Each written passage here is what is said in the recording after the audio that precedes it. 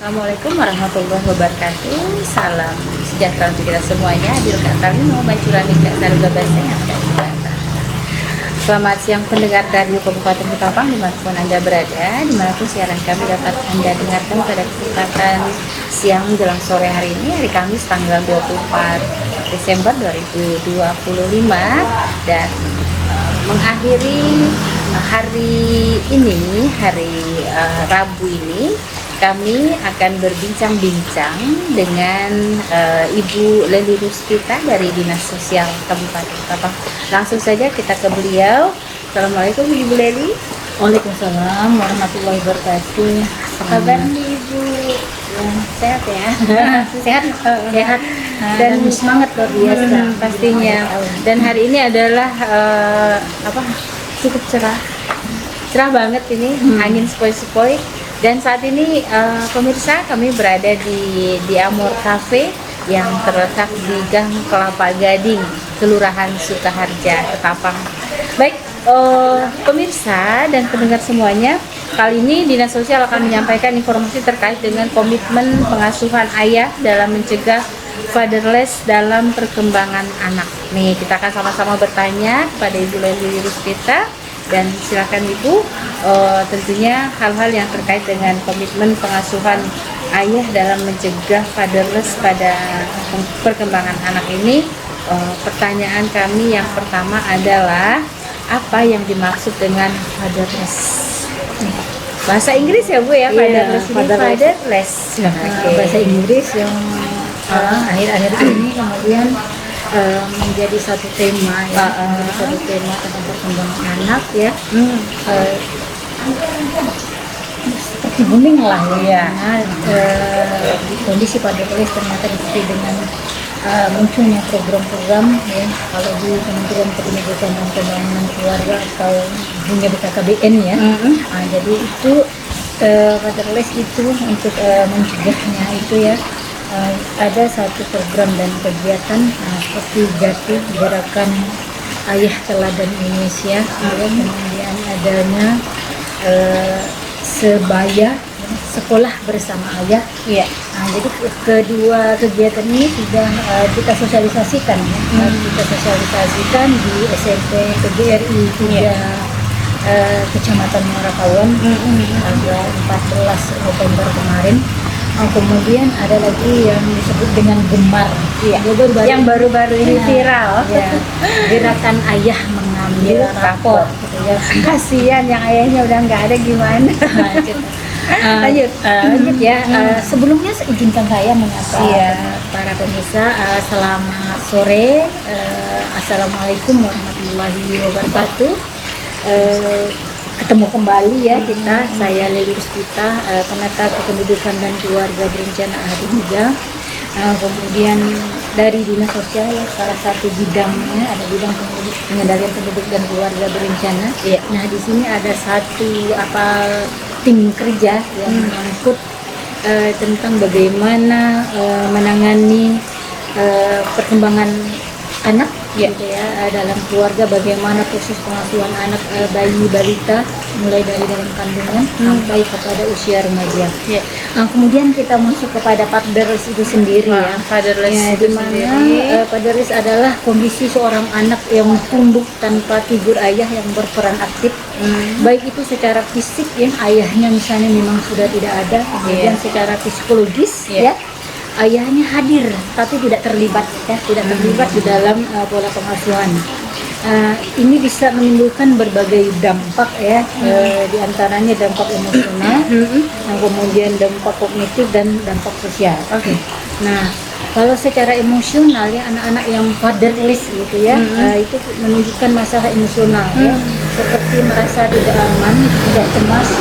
Bisa kita lihat ya, biasanya ada gejala kayak anaknya itu menarik diri dari lingkungan sekitarnya, kemudian dia menggigit jarinya gitu ya, introvert, sedikit ya, introvert gitu kan, kemudian mengalami kesedihan dan depresi ya, jadi murung gitu kan, jadi nggak tahu kita penyebabnya apa, sepertinya murung gitu kan, malas berkomunikasi, kemudian kadang-kadang juga menimbulkan sikap agresi gitu kan, karena mungkin ada rasa marah di diri anak gitu, karena kondisi yang secara psikologi tidak seimbang bentuk kasih sayang antara ayah dan ibunya. Iya. Kemudian kadang-kadang di situasi seperti ini ya anak merasa harga dirinya itu rendah atau minderan gitu ya.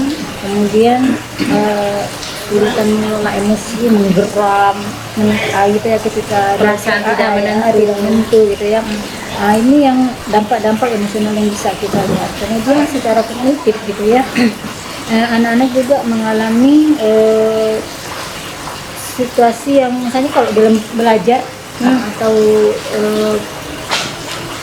prestasi akademiknya itu yang rendah itu karena mereka kesulitan berkonsentrasi. Kemudian biasanya di sekolah mereka menunjukkan perilaku yang agresif tadi, membentak, mengganggu kawannya, membuli temannya, bisa itu memukuli temannya gitu atau bahkan mengganggu guru dan iya, kita melawan dengan sikap gitu biasanya. Kemudian ada satu lagi ini sebetulnya ya, harus kita cermati betul-betul ini di mana dampak sosial yang kita lihat ya.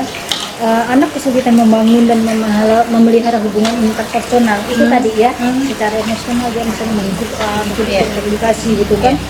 Kemudian dia berperilaku agresif, menarik diri dari lingkungan juga itu bisa terjadi. Memukul teman, kadang-kadang kita tuh bisa lihat anaknya itu kalau ini lari-lari ya, kalau di masih sekitar SD itu kan tiba-tiba pluk karena temannya dipukulnya gitu kan. Padahal di rumah mungkin dia sikapnya anteng, antus gitu ya. Kemudian ada satu lagi ya, bahwa yang disebut dengan kenakalan remaja pada saat ini. Jadi anak-anak yang fatherless itu biasanya mengalami tingkat untuk terlibat dalam situasi yang kurang baik ya, ketika dia remaja gitu kan, dimana dia cenderung melakukan hal-hal yang melanggar aturan atau norma. Misalnya ya itu tadi ya, kalau di kita di Bina Pusat itu kan ada yang dikampanyekan oleh anak-anak remaja, anak-anak Pusat Informasi Perlindungan Remaja atau PR, atau anak-anak forum genteng itu deh mengkampanyekan tiga jarinya diangkat dengan zero seperti ini, dengan salam genre gitu ya. Ini sebetulnya punya arti ya. Yang pertama, mereka tidak melakukan seks ya, tidak melakukan seks pranikah ya. Kemudian yang kedua, mereka karena seks pranikah biasanya hamil duluan hamil duluan gitu kan. Mereka tidak menikah muda gitu kan. Kemudian berikutnya mereka tidak terlibat dalam penyalahgunaan narkoba. Nah, ketiga hal inilah yang sebetulnya dampak sosial yang banyak terjadi di kalangan anak-anak remaja kita. Gitu. Jadi itu tiga item besar yang mesti kita sikapi. Kenapa fatherless ini harus kalau bisa kita cegah dalam suatu relasi hubungan antara suami istri itu, sehingga kedepannya perkembangan psikologis anak dalam sebuah keluarga gitu ya, tidak mengalami titik di mana anak mengalami fatherless atau keberadaan ayah itu tidak ada. Jadi tadi kan ada secara fisik gitu ya, fatherless itu, kemudian ada secara psikologis tadi ya. Secara fisik itu kan biasanya itu karena perceraian, kemudian ayahnya tidak berada di tempat karena kematian. Jadi fisik ayahnya memang tidak ada. Dan kemudian secara psikologis bisa juga karena ayahnya kerja jauh, kemudian jarang berkomunikasi dengan keluarga, dengan anak, tidak berinteraksi sehari-hari, 6 bulan sekali gitu. Padahal sekarang ini kan ada yang memperdekat hubungan kita ya kan. Nah, itu misalnya pakai telepon, video call gitu kan. Nah, itu bisa dilakukan oleh ayah gitu kan, untuk mencegah itu kan terjadinya pada kemudian ada ayah di dalam rumah. Sekarang ini handphone itu kan menjadi satu sarana yang sebetulnya cukup banyak membantu kita ya. Nah, tapi ternyata ada hal-hal yang bersifat negatif dari penggunaan handphone sendiri. Pentingnya kehadiran ayah dalam keluarga. Jadi tadi kita kan bicaranya tentang handphone gadget gitu kan, alat komunikasi yang penggunaannya ya banyak sekali, pada banyak hal termasuk untuk hiburan ya kan. Di dalam gadget ini kan ada Instagram, Ada Facebook, sosial media lah. sosial media yang Macam-macam. kalau kita sekali pegang aja ya, HP ini kan maunya mau lihat WhatsApp, mau lihat kerjaan gitu. Iya. Tapi begitu buka, kok kayaknya ada apa nih tanda-tanda keaktifan di Facebook gitu ya. Ada yang notifikasi. notifikasi kita gitu kan, kemudian buka Facebook sebentar, scroll Instagram, ternyata ini melenakan gitu kan. Kita balik lagi ya kepada persoalan ayah gitu ya. Ketika dia sampai di rumah itu ya, gambarannya ayahnya duduk nonton TV, kalau dulu gitu kan Baca sekarang koran. baca koran gitu ya. Kemudian Sekarang megang gadget. anak-anak duduk entah ikut menonton TV atau baca apa nih atau bermain gitu kan. Ibunya di mana gitu kan. Iya. Kalau dia belajar mengerjakan PR, ibunya bantu anaknya, dia mendampingi anaknya. Kalau dia bermain ya mungkin dengan sendiri gitu kan. Kalau nonton di sebelahnya ibunya. Bapaknya kalau ikut nonton biasanya kan hanya duduk di sebelah gitu, ya.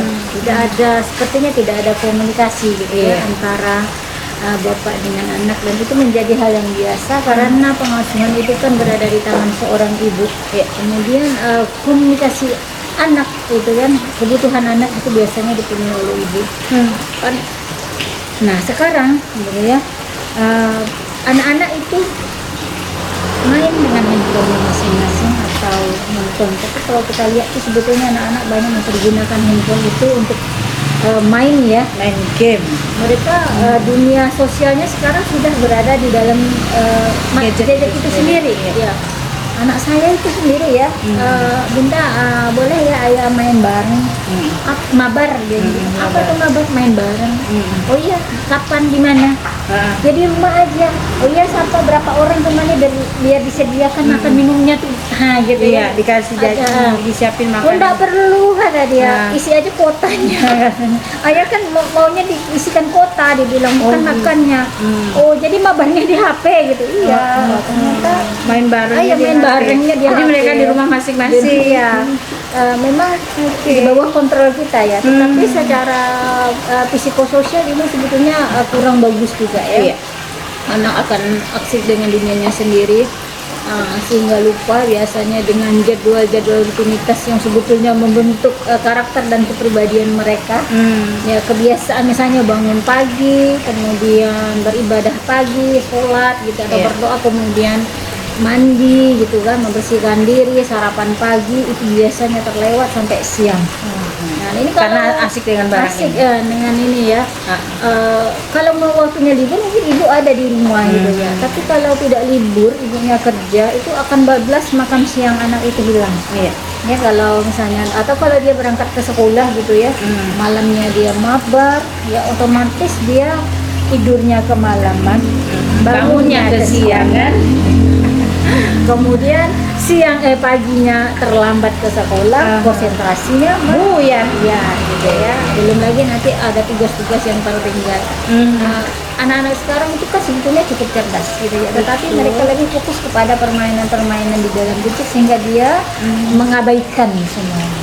Nah di sini peran ayah. Ayah ketika datang, Pentingnya peran ayah.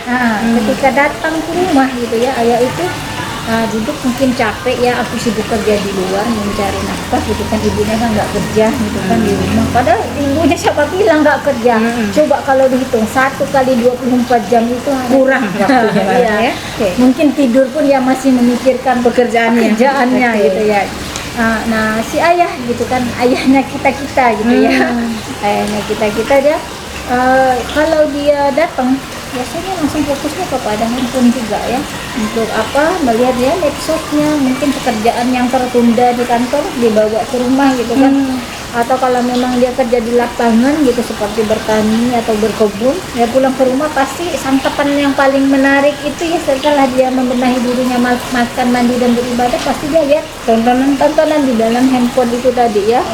Nah sehingga ini masing-masing dengan dunianya, pegang handphone, anak pegang handphone, ibunya sibuk sendiri jungkir balik ya dengan dunianya, ya kemudian ayah pegang handphone dengan dunianya sendiri. Nyaris tidak ada komunikasi antara ayah dengan anak. Nah itu ya, antara ayah dan anak, sehingga adanya ayah itu ada, secara fisikal itu ada, dia ada di dekat anak, di lingkungan sekitar, tetapi keterlibatan dia di dalam membangun perkembangan emosional anak itu ternyata sangat minim sekali karena tidak ada komunikasi yang menjembatkan. Jadi parenting dari ayah kurang gitu dari ya. ibu juga mungkin agak kurang karena kan si anak harus pergi sekolah, Iya. kemudian pulang ibunya udah capek juga, Iya. jadi sehingga anaknya sendiri gitu. Betul. Baik. Nah, Bu Leli, kolaborasi ayah dan ibu dalam mengasuh anak nih, bagaimana pada kondisi pasangan yang berpisah, baik itu berpisah karena meninggal atau berpisah secara bercerai begitu? Iya. Jadi mungkin kita bicaranya tentang bagaimana sih sebetulnya cara mencegah kardus ini supaya tidak berlarut-larut gitu kan dalam perkembangan emosional anak. Ini keterlibatan ayah dalam pengasuhan itu kan sangat dibutuhkan ketika bermain, kemudian anak itu sebetulnya butuh pendengar. Iya. Karena kepemimpinan seorang anak, ya, seorang individu ya, itu dibangun dari ketika dia menata komunikasinya sejak balita gitu kan, dengan kedua orang tuanya. ya betul. Iya. Bagaimana dia berbicara, kemudian dia mendengarkan dan didengarkan. Kemudian ini menciptakan dukungan emosional yang sangat kuat, membentuk anak yang menjadi pribadi yang percaya diri, kemudian siap menghadapi tantangan. Nah, ketika anak kita sibuk dengan gadget, dia tidak siap dengan perubahan-perubahan sekitarnya ya. Hal kecil saja. Kok kita lewat jalan sini ya? Ya, anak-anak itu ketika dia tidak pegang gadget, ketika kita bawa jalan, kok kita ini jalan kita lewati setiap hari. Ini kita kan ada ibu yang mengeluh seperti itu. Iya. Ternyata selama bertahun-tahun lewat di jalan situ karena anaknya tuh datang dari sekolah duduk di mobil atau apa langsung pegang HP, dia enggak Dengan jalan yang dengan dilewati. jalan yang dilewati gitu kan. Itu salah satunya ya. Coba kalau misalnya terjadi apa-apa dia tidak aware ya, tidak mengenal lingkungannya. Kemudian ini yang sangat menjadi fokus kita seharusnya gitu kan, bagaimana kita membangun rasa percaya diri anak, kemudian bagaimana dia bisa aware terhadap lingkungannya gitu ya. Kemudian dukungan emosional yang kuat gitu. Kemudian kolaborasi ayah dan ibu dalam mengasuh anak itu sebetulnya dimulai dengan komunikasi yang terbuka, gitu ya, komunikasi yang terbuka. Kemudian menjadi masalah ketika ayah dan ibu ini berpisah. Kalau berpisah karena meninggal dunia, ya gitu kan, ya, kita carikan peran pengganti fisik ayah, bapak itu dari kakeknya, Dari pamannya. atau saudara-saudara sepupu yang lebih tinggi atau orang-orang di sekitarnya yang siap menggantikan atau menjadi figur pengganti, kemudian menjadi mentor, menjadi figur yang memberikan contoh positif ya dan nilai plus gitu kan. Nah itu. Kemudian kalau yang berpisah ini juga bisa karena bercerai gitu ya. Iya. Itu juga Bisa hidup kata berpisah hidup bahasanya gitu. seperti Atau itu. Kalau bahasa kerennya kan Bercerai hidup. di post marriage atau perkawinan yang karena bercerai, anak itu kan dalam situasi di antara dua Pilihan kutub ya, dua kutub antara mau ikut ibunya ibu atau ikut ayahnya. Sebetulnya itu tidak bermasalah ya, hanya saja mungkin masa-masa sebelum ketika perceraian atau perpisahan itu terjadi, nah ini yang sebetulnya yang perlu disikapi karena itu sangat berpengaruh besar terhadap keseimbangan psikologi anak. Kenapa? Ketika satu hubungan antara suami istri ya itu dalam proses perceraian, biasanya ada hal-hal yang saling bertentangan atau berlawanan, termasuk bagaimana ya Hak asuh anak. hak asuh anak, cara berkomunikasi dua orang yang sebetulnya memang sudah tidak bisa disatukan atau tidak sejalan lagi. Tidak serumah bahkan. Ya, tidak serumah gitu kan. Anak akan kehilangan figur bapaknya. Kalau ini dibiarkan berlarut-larut, sebetulnya akan ada efek-efek samping yang akan terjadi yang itu tadi yang kita takutkan, anak kemudian secara emosional tidak terkendali, menjadi agresif, kemudian cenderung terlibat kepada hal yang Susah dinasihati. berbau beresiko sebagai kalau dia sudah remaja gitu kan. Menjadi kriminal dan lain Iya, sebagainya. kemudian anak keras berlawanan dengan orang-orang di sekitarnya sehingga komunikasi sosialnya menjadi negatif gitu ya. Oke. Nah ini yang tidak kita inginkan. Baik. Maka sebetulnya solusi berpisah atau bercerai itu sebetulnya menjadi pilihan, diselesaikan dengan baik-baik, masing-masing bisa menerima. Kemudian dalam proses pengasuhannya setelah berpisah itu memang tetap harus dibagi. Meski misalnya hak asuh kepada anak gitu kan, Iya. kepada ibu misalnya Kepada gitu ibu. kan. Nah, kemudian Rata-rata hak asuh Kepada kalau, ibu, kalau iya. ibunya tidak bermasalah iya, biasanya kepada ibu. kepada ibu. Apalagi anak-anaknya baru masih di bawah umur. Iya. Tapi kalau sudah 12 tahun sebetulnya anak Bisa memilih. bisa ya diizinkan untuk memilih untuk memilih. dia mau figur yang mana.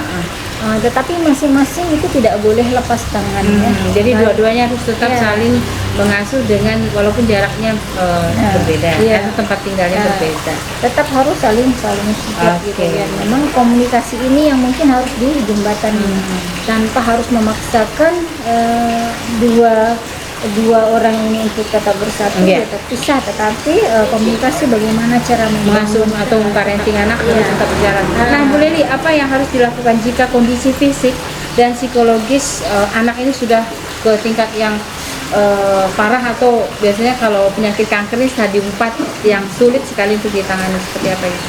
itu dia. Apakah dia harus diberi stimulan atau treatment tertentu atau bagaimana? Ya.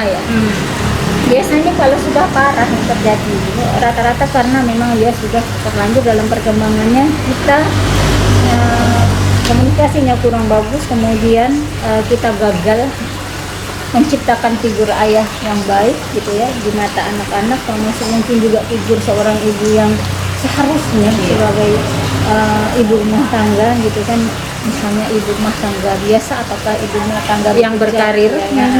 Kemudian kita sebetulnya gagal pada kekuatan anak kita, pada fokus untuk kekuatan atau bakat anak kita. Iya. Karena setiap anak itu kan istimewa, setiap anak punya bakat dan minat bagaimana dia meningkatkan harga dirinya. Kemudian kalau sudah seperti ini ya, biasanya kita juga gagal dalam menetapkan aturan dan rutinitas harian. Komitmen kita dengan anak, komitmen dengan pasangan itu memang sudah tidak lagi bernilai positif. Nah, jadi kalau sudah seperti ini biasanya ada hal-hal yang mungkin harus kita sikapi ya.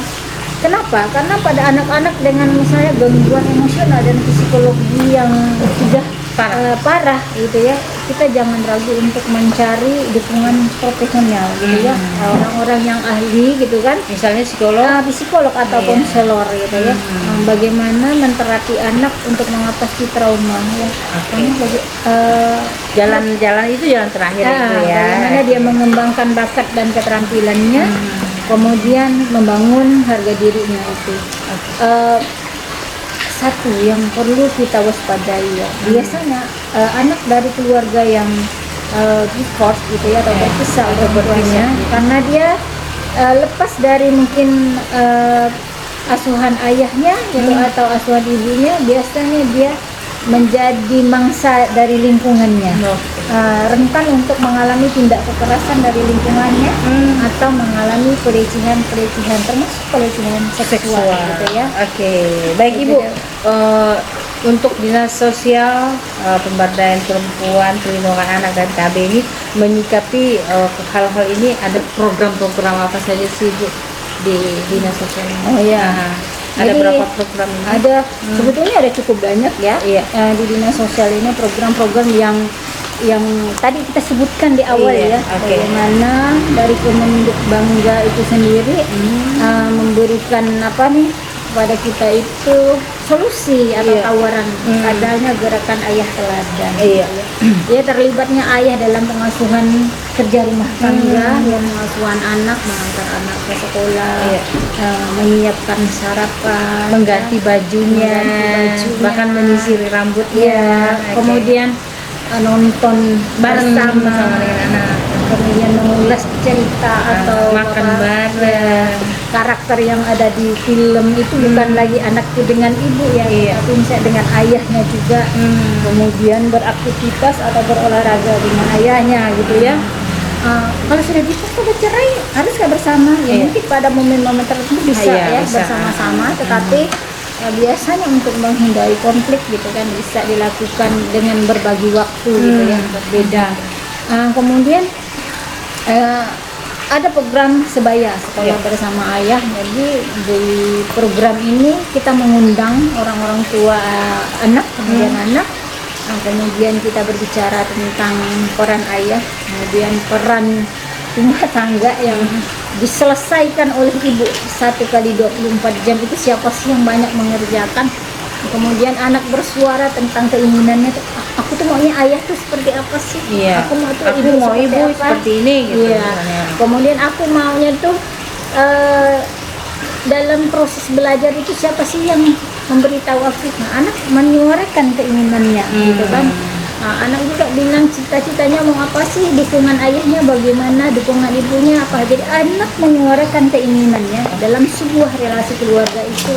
Apakah ada pendidikan yang penuh dengan intervensi dan kekerasan gitu kan? Ataukah ada dukungan yang penuh dengan kasih sayang, atau prosesnya pembiaran saja? Ada bentuk-bentuk pengasuhan yang seperti itu gitu kan. Nah, Dan dampaknya sampai dengan saat ini seperti apa yang sudah bisa dilihat hasilnya setelah tentunya dinas sosial melakukan kegiatan-kegiatan ini di masyarakat itu. ini termasuk program baru ya, tetapi ternyata bisa memberikan pengaruh yang cukup besar ya, sehingga anak itu kan tidak segan ya mengungkapkan pendapatnya untuk ngomong. Iya. Dan orang tua tuh mengerti. Iya. Ya. Sebetulnya persoalan orang tua dan anak-anak, terutama anak remaja, itu adalah persoalan bagaimana cara membangun komunikasi. Iya. Kemudian anak-anak itu atau bagaimana cara dia berbicara tentang dirinya. Dirinya. Nah, jadi kalau di dalam forum genre ya, anak-anak remaja itu punya modul yang disebut dengan tentang kita. Iya. Nah, bagaimana mereka beraksi, berkolaborasi gitu kan. Iya. Kemudian kalau untuk orang tuanya itu bagaimana cara membangun komunikasi dengan anak itu, bagaimana sih. Mohon maaf ya, kalau anak-anak itu kalau kita tanya ya, dari 10 anak ya, siapa yang sudah datang head ke anak-anak remaja, siapa yang sudah datang sudah pernah Mimpi basah, ada yang belum pernah mimpi basah, kalau saya tanya gitu kan. Mereka udah senyum-senyum. Kemudian kita lemparkan pertanyaan. Pertama kali yang tahu Iya. atau kamu kasih cerita bahwa kamu tuh mimpi basah siapa? Apakah ayah atau ibu? Kemudian oh iya ayah gitu kata ayah. Kemudian oh ada paman, om di rumah gitu kan. Kemudian kalau yang perempuan ada ibu kata dia kan. Taunya apa itu head atau menstruasi dari siapa? Biasanya kalau dia punya kakak dari kakaknya. Kalau dari ibu jarang, karena tidak pernah lihat ibunya ganti softtek atau Iya, apa, enggak betul. ya, disembunyikan gitu kan. Nah, kemudian kalau Dan dianggap tabu. kemudian yang anak laki-laki itu kan sebetulnya kita kalau misalnya dalam Muslim, agama Islam itu kan kita harus dipersiapkan bagaimana kalau dia sudah mimpi basah itu dia harus mandi junub gitu kan. Iya, mandi bersih. Karena untuk sholat 5 waktu itu Harus ibadah bersih dari di hadas karawanya. hadas kecil dan hadas besar. Harus bersih gitu ya, Oke. harus bersih dari hadas besarnya itu kan. Biasanya anak-anak sih tanya dapat dari mana? Dari YouTube. Dari Google. Zaman-zaman Cari. sekarang dapatnya Iya, dari YouTube iya, ya. dari Google. Bukan dari orang tua, dari saudara, Iya, betul. tapi dari YouTube. Oke, baik. Ibu untuk ini kepada masyarakat Kabupaten Ketapang nih, himbauan dari Dinas Sosial terkait dengan permasalahan rumah tangga khususnya kehilangan sosok atau figur ayah atau fatherless ini. Kalau yang sudah terlanjur tidak punya ayah atau yang baru berpisah orang tuanya seperti apa? Bu? Silakan yang terakhir ini. Kunci utama relasi sebuah pernikahan adalah komunikasi. Ya. Komunikasi. Yang pertama komunikasi antara dua orang yang membangun komitmen Untuk hidup bersama? untuk hidup bersama. Sebetulnya pernikahan itu seperti membangun sebuah perusahaan. Iya. Iya. Di mana kita masing-masing suami atau istri gitu kan, masing-masing kita memiliki saham. Iya. Kemudian kita Punya tugas pokok dan fungsi masing-masing. Iya, saham ini kan tugas pokok dan fungsinya diterapkan.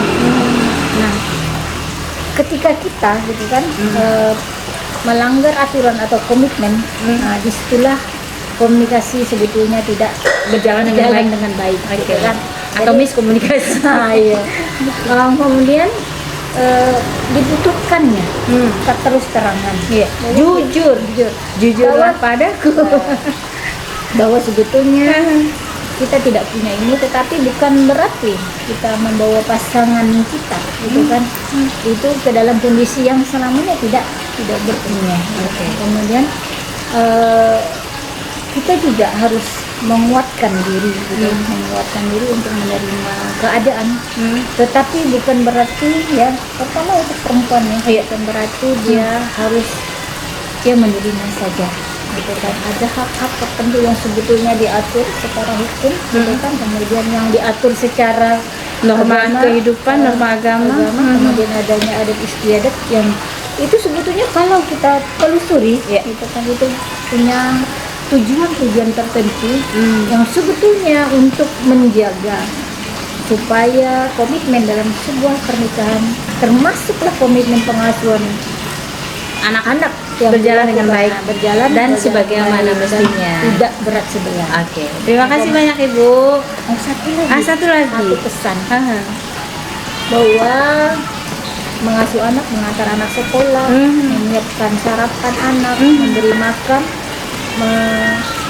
memenuhi kebutuhan kehidupan dia, bermain bersama, bahkan mengambil rapotnya kemarin, kemudian mencucikan pakaian ketika anak belum mandiri, itu jika dilakukan oleh ayah dan kemudian anak menyaksikan, anak sifatnya mengimitasi. Kemudian ayah itu termasuk makhluk yang jarang mengeluarkan kalimat untuk berkomunikasi. Ketika dia melakukan itu dan berkomitmen, anaknya menyaksikan, itu sebetulnya semacam pendidikan. Parenting. Pendidikan yang anak akan langsung meniru. Anak kan meniru gitu ya. Jadi kalau satu Menjiplak. kali ibunya menyuruh mandi, anak masih diam. 2 kali masih diam. 3 kali ibunya naik 1 oktav. 4 kali naik 2 oktav. 10 oktav juga. Kemudian kalau bapaknya 1 kali menyuruh, biasanya anak akan langsung bergegas untuk melaksanakan. Nah, makanya dari ibu sepertinya ada semacam emosional yang terlalu kuat gitu ya, sehingga kadang-kadang ketika dia akan meniru anak itu sekali 2 kali diabaikan, muncul tindak kekerasan dalam suara dan mungkin akan dalam perilaku. Tetapi kalau ayahnya sekali 2 kali, mungkin yang ketiga kalinya kalau udah menyuruh agak keras sedikit, anak tuh akan bergegas. Rata-rata saya perhatikan dari zaman kita dulu sampai sekarang. Baik Ibu Leli, terima kasih banyak atas waktunya. Ini kita sudah jauh-jauh diajak ke sini, dan terima kasih juga untuk Kepala Dinas Sosial yang tentunya mudah-mudahan program kita ini terus berkelanjutan di tahun depan Ibu ya. Amin. Mudah-mudahan kita semuanya sehat walafiat, tak kurang satu apapun, dan kami juga berharap nanti ada lagi kegiatan-kegiatan terkait dengan pembinaan remaja dan lain sebagainya Ibu ya, dari Dinas Sosial. Nah, pemirsa dimanapun berada, demikian tadi bincang-bincang kita dengan Ibu Leli Ruspita dari Dinas Sosial Pemberdayaan Perempuan, Perlindungan Anak dan Keluarga Berencana Kabupaten Ketapang dengan tema komitmen pengasuhan ayah dalam mencegah fatherless pada perkembangan anak. Di kesempatan hari ini, hari Rabu tanggal 24 Desember 2025. Terima kasih atas kebersamaan Anda. Mohon maaf apabila ada hal-hal yang kurang berkenan. Saya Wilia dan rekan-rekan saya, ada Bung Tri Cahyono, ada Mbak Hafia. Ibu Leli, terima kasih sekali lagi. Sampai jumpa Ibu. Sama-sama. Sukses dan sehat selalu. Amin. Kita akan libur panjang 4 hari. Senin baru masuk lagi. Pemirsa, sekali lagi selamat menikmati hari libur. Sampai jumpa. Wassalamualaikum warahmatullahi wabarakatuh. Waalaikumsalam.